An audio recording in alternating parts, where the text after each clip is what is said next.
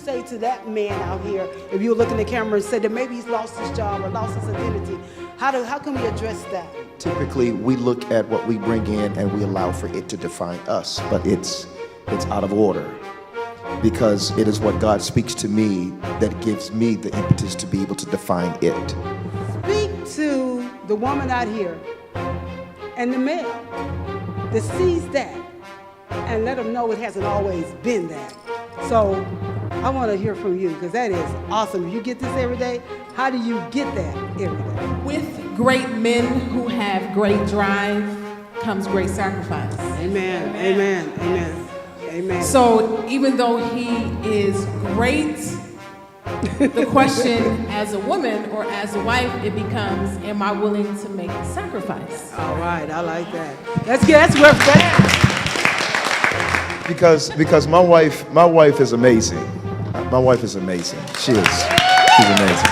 I told her that when she married me, she got the raw end of the deal. I married up. And it's one thing if you have a capacity for one level.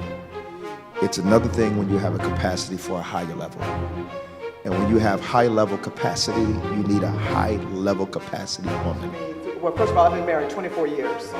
We owned a company back in 2008 that we had to close.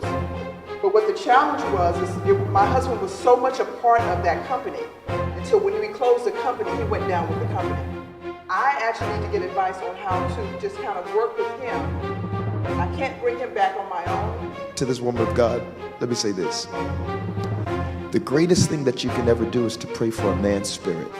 And I'll tell you why. Because if the man's spirit is broken, there is nothing a wife can do. Nothing. The only person that can heal a man's spirit is God.